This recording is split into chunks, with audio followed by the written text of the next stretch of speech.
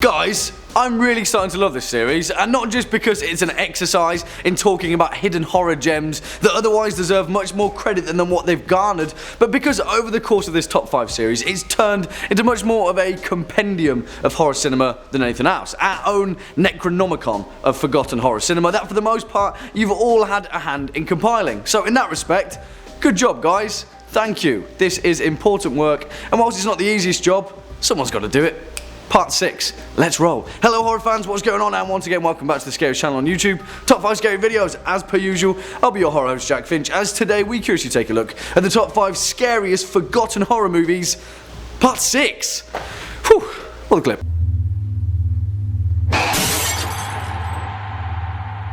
What happened to you, Mr. Klein?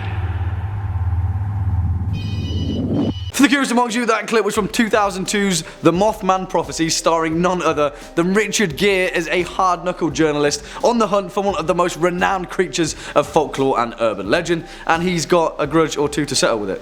Spoilers. And it makes today's roll the clip because it is certainly the definition of a forgotten horror movie, and even though it doesn't quite make the grade compared to some of the other entries on this series, it's still noteworthy if you're in the mood for a bit of early 2000s melodrama horror. And come on, it's Richard Gere. Anyway, on with the show. Kicking off at number 5, Would You Rather, 2012. What are we doing? Cal, you're up first. So, Cal, would you rather? And I just have to preface our first entry with an important point.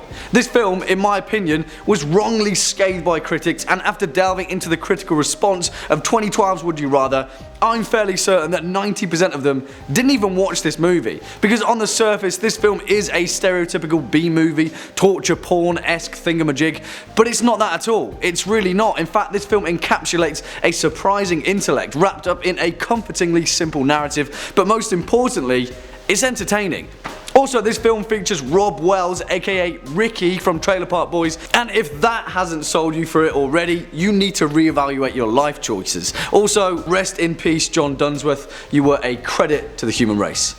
Sorry, I got sidetracked. Would you rather? And yes, I would, because this film is surprisingly awesome. Written by Stefan Schlautenhaufen and directed by David Guy Levy, 2012's Would You Rather tells the tale of Iris, played by Brittany Snow, whose young brother is terminally ill with leukemia, and the pair are unable to pay for his medical treatment. Luckily for Iris, her doctor informs her of a philanthropist, a man named Shepard Lambrick, played by the B-movie legend, the one and only Jeffrey Combs, who offers a massive prize to anyone who can win his notorious parlor game. Well, obviously she eventually accepts the mysterious offer, but what appears as a tongue-in-cheek dinner party quickly devolves into horror madness. Now listen, it really is a simple premise. It's a straightforward A to B movie, and the restraint of its narrative allows us to witness the truly unnerving implication of Would You Rather. Little is explained as to the origin of the vast majority of everything in this movie, and that's fine because less is more. Show, not tell, and boy does this film show. Listen, this film will make you mad, and you will outright hate some of the characters in this movie. I'm looking at you, Amy, but it's thoroughly entertaining and deserving of some forgotten horror rediscovery. Check it out. Swinging in at number 4, The Midnight Meat Train, 2008.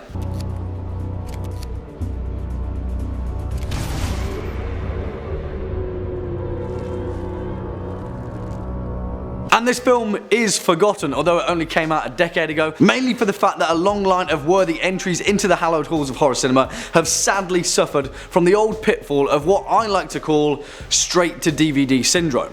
Anything released under that moniker usually gets a little bit of an upturned nose from the vast majority of the market, as was the case with 2008's Midnight Meat Train. And it's pretty annoying really, because this is probably the best Clive Barker cinematic presentation since Hellraiser. The reason behind why it got such a bum deal is also pretty interesting as well, and Clive Barker himself was incredibly vocal as to the sly-natured politics that surrounded the planned cinematic release, adamantly proclaiming that Joe Drake, the producer behind the film, pulled some pretty shady shenanigans. Barker stated, and I quote, "People will find this film, and whether they find it in midnight shows or they find it on DVD, they'll find it. And in the end, the Joe Drakes of the world will disappear."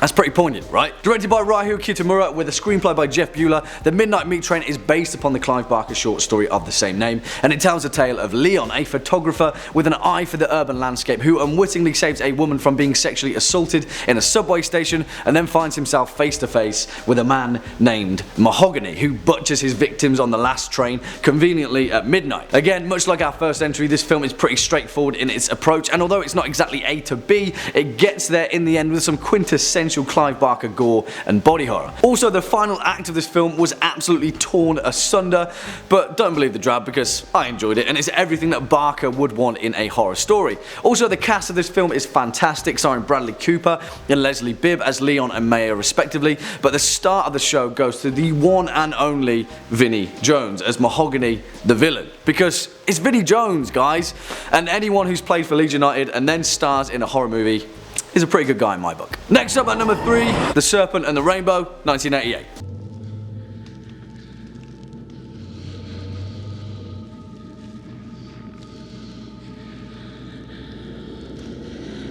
And many of you have been calling for this particular entry to feature on our Forgotten Horror Movies list, and although it's been a long time coming, it certainly deserves its space. The late great Wes Craven was a phenomenal mind in horror cinema. He is delivered as Freddy Krueger and A Nightmare on Elm Street. He was responsible for redefining the slasher genre with Scream. He created one of the finest independent horror movies of the 70s, in my opinion, The Hills Have Eyes, and if you can't tell already, his horror catalogue is pretty damn impressive. Out of all of these films though, one of them flew unashamedly beneath the radar, The Serpent and the Rainbow, perhaps Craven's most classical piece of horror cinema that he ever created. For all intents and purposes, this film would be at home with Hammer horror, a stark juxtaposition to many of Craven's more off-the-wall entries, and perhaps that's why it was received with a bit of a raised eyebrow.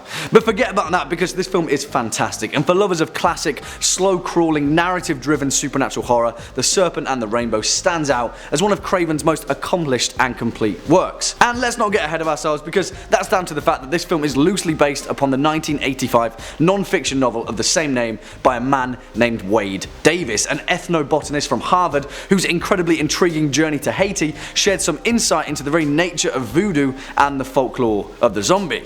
That sounds like pretty good material for a horror movie, right? And it is. I won't say anything about the plot because you have to embellish your own discovery of this film, but it stars Bill Pullman as Dennis Allen, an anthropologist who is commissioned by a pharmaceutical company to investigate a reported drug that is allegedly turning people into zombies. Listen, this film is slow in places. It has all the flair of a late 80s, early 90s supernatural, prosaic piece of cinema, but despite its flaws, it is equal parts charming and creepy, and there are quite a few lessons to be learned from it. Give it a watch. Coming in at number 2, Lake Mungo, 2008.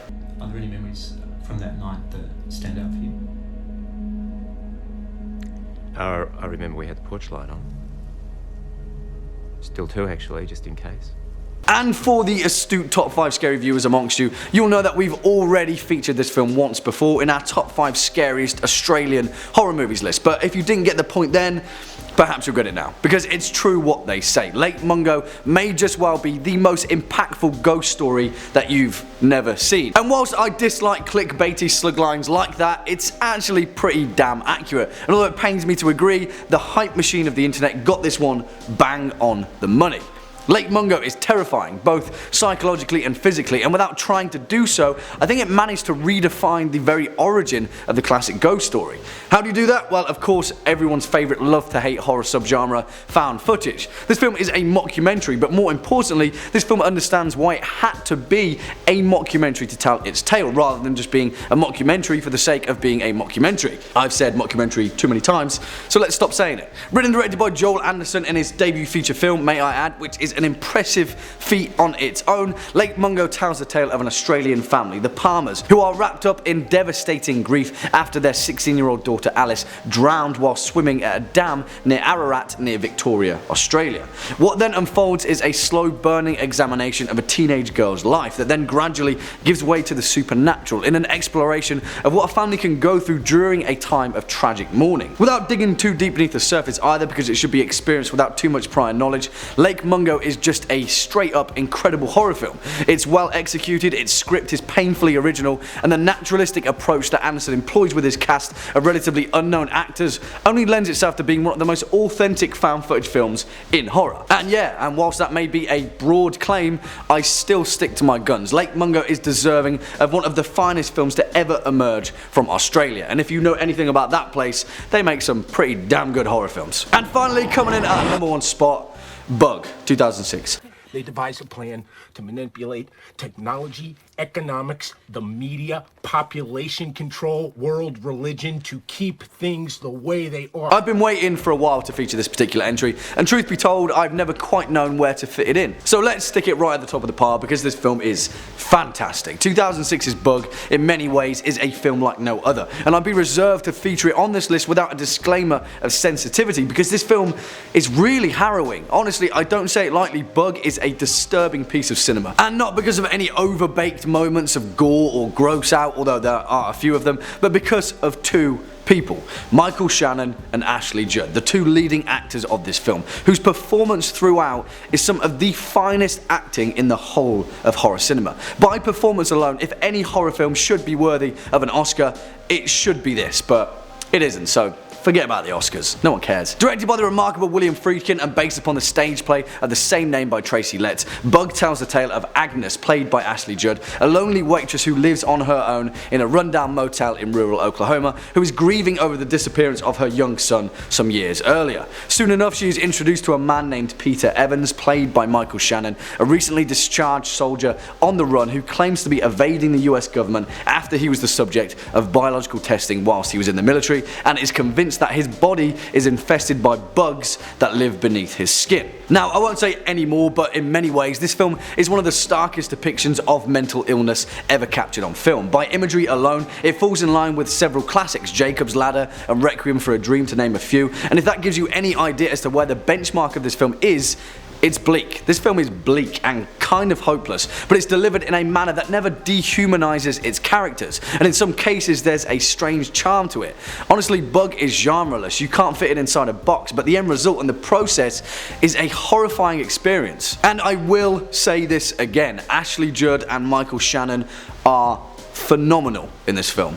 If you've ever seen Darren Aronofsky's 1988 film Pi, then you might have an idea as to what you're in for here.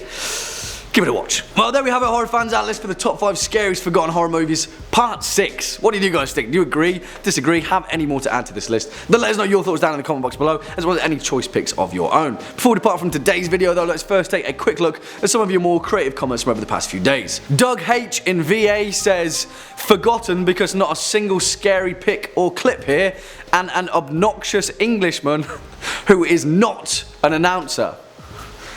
An announcer? Is that all I am to you, Doug? An announcer?